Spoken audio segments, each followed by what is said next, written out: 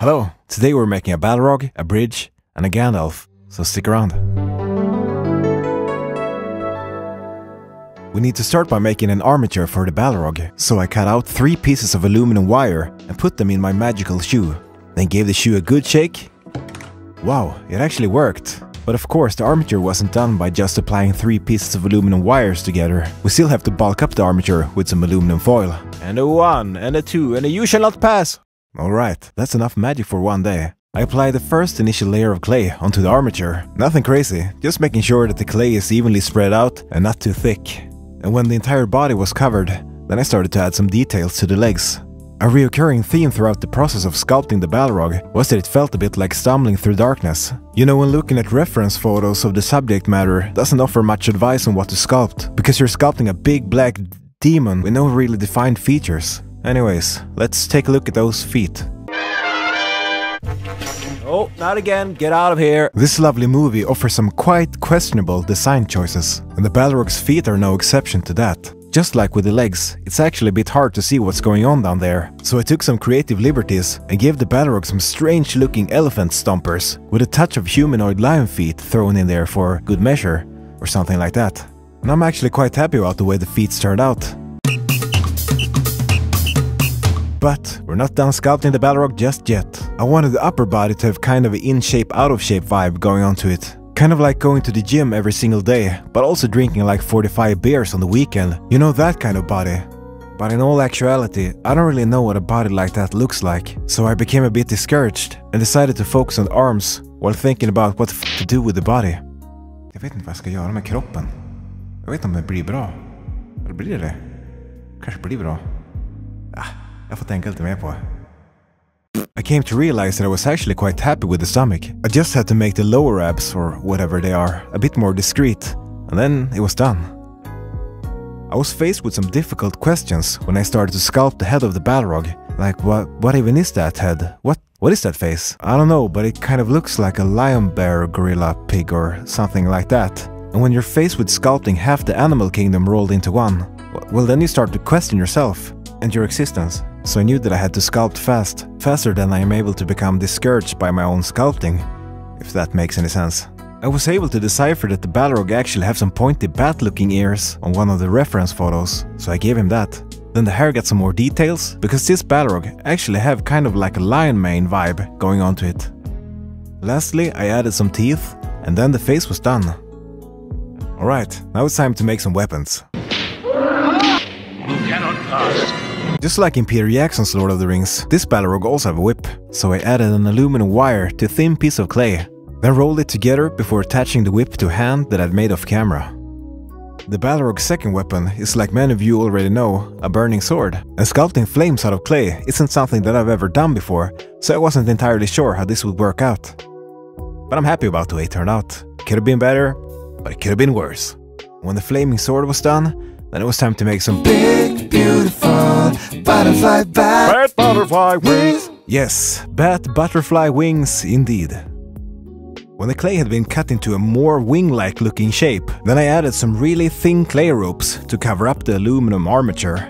The wings would be the last thing to sculpt before baking all of the separate pieces in the oven for 30 minutes.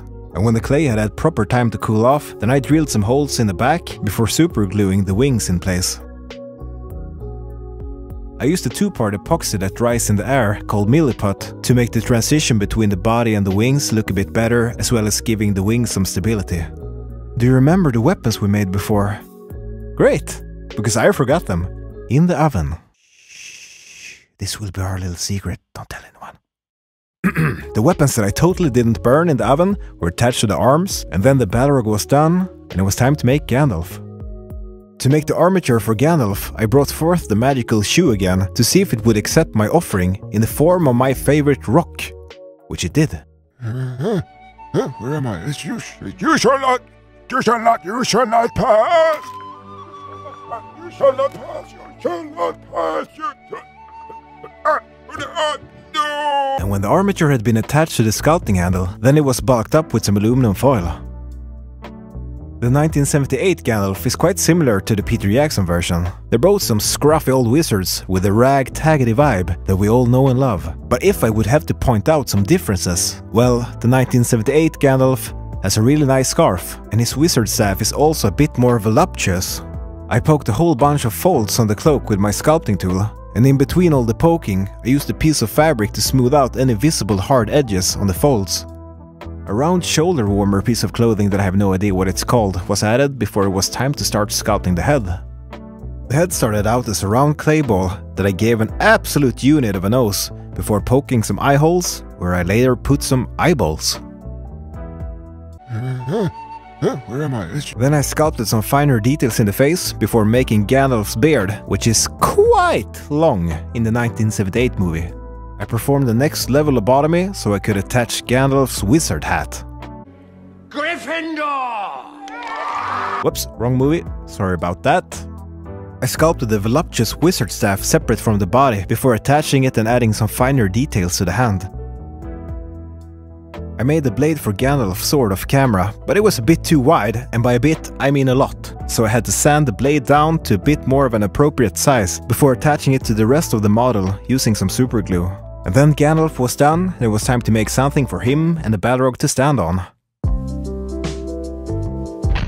As you might already have guessed, the base that we're making is the bridge of Khazad-dûm in the mines of Moria, where the Fellowship encounters the Balrog.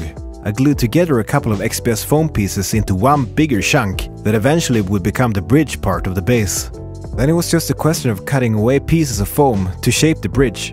I took some creative liberties, unconsciously as it would appear, and made the angle of the bridge a bit more rounded than it actually is in the movie. And unfortunately I realized that right now as I'm recording the voiceover, I glued down the mighty bridge of Khazad-dûm to the rest of the base, and then it was time to fill all the unwanted cracks and crevices.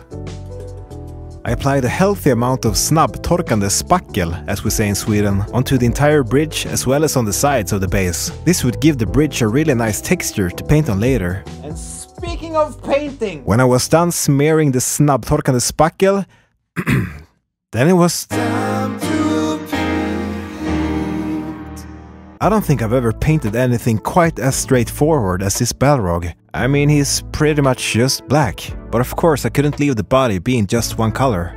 I painted some highlights using a dark reddish brown, but that was pretty much it for the skin, because I didn't want to stray too far away from the color scheme that the Balrog have in the 1978 movie. The wings have a black to red gradient going on from top to bottom, so I painted all of the separate parts within the raised areas, while still leaving the raised areas of the wings black. And to finish up the wings, some highlights were applied by painting some thin lines on all the individual parts. I covered up the charcoal of a clay sword with a really nice warm yellow, and as the yellow paint were still in the process of drying, I started to wet blend some white paint into the middle of the sword to create the gradient from light to dark. More like white to yellow. I glazed in a tiny amount of orange around the edges of the sword, and then the Balrog was done. Whoa. Next up it was time to paint Gandalf. I started by painting all the separate parts of Gandalf with their individual base colors before starting to add any highlights. I find that doing it that way is helpful in getting an idea of how the color selection will work out before you spend too much time adding details. When all the base colors had dried, then I applied some highlights onto all of the different parts of the clothing to make it look a bit less flat. Then I dry brushed on some white highlights on the beard before moving on to the skin. The staff got some more love and attention on all the most protruding parts, and then the only thing that was left to paint was the sword. I'm really happy about the way Gandalf turned out. He looked a bit cartoony, but there ain't nothing wrong with that. Well, and then it was time to paint the base. I started out by painting the base black, well, at least the base part of the base black, not the bridge, but the other parts. But the bridge, on the other hand, now this is when it gets artsy-fartsy for real. I wanted to try my best to recreate the canvas painting look that the background in the movie have. Since my experience with painting something like that on a canvas is pretty much zero, I wasn't exactly sure how to go about it. But I picked out about 3-4 colors, and I started to wet blend them together onto the entire thing, and just let the colors take me where it wanted to go. The only decision that I felt was a bit more conscious on my part was that I wanted the most elevated part of the bridge where Gandalf would be standing to be brighter than the lower part where the Balrog would be standing. I tried painting the higher part of the base blue, but I came to the realization that I actually wanted it to look yellow, because I felt like it would look a bit more like Gandalf is emitting light from where he stands by painting it that way. Then I was done painting the base, and the only thing that was left to do was to glue down Gandalf and the Balrog to the base. I'm gonna show you the final result in just 1 second, but before that, I just want to say thank you so much for sticking around to the end of the video. Thank you so much.